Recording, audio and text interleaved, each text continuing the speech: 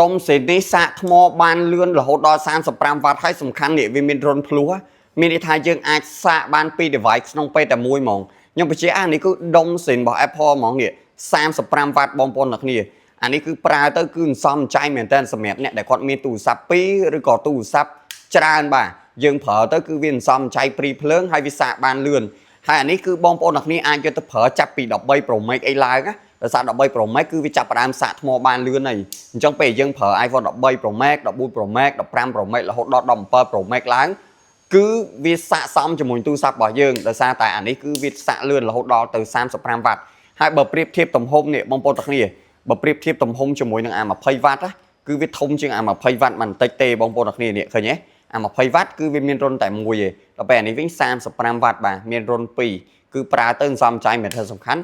អាករបស់វានេះគឺបត់ចេញបត់ចូលបានទៀតហើយរបស់ស៊ីនឬក៏របស់ copy បងប្អូនមើលតែសាច់ដៃក៏ដឹងដែរបាទស្អាតម៉ត់ខៃបែបហ្នឹងហ្មងអានេះគឺយើងប្រើទៅគឺល្អមែនតើសម្រាប់ទូរស័ព្ទរបស់យើងណាវាអត់ធ្វើឲ្យទូរស័ព្ទរបស់យើងឆាប់ខូចថ្មទេហើយមួយទៀតគឺវាត្រូវជាមួយនឹងស្តង់ដាររបស់ទូរស័ព្ទរបស់យើងហ្មងហើយនេះបងប្អូនទាំងគ្នាយកទៅសាក iPad ក៏បានដែរឬក៏សាក MacBook Air MacBook Pro អីក៏សាកបានដែរណាបើយើងសាកពេលយប់ណាសម្រាប់ MacBook Pro ចឹងសម្រាប់បងប្អូនទាំងគ្នាដែលគាត់មានតម្រូវការជាមួយនឹងដុំសាក Original 35វ៉ាត់អាចតាក់ទងមកខ្ញុំបានណាអូខេអរគុណច្រើន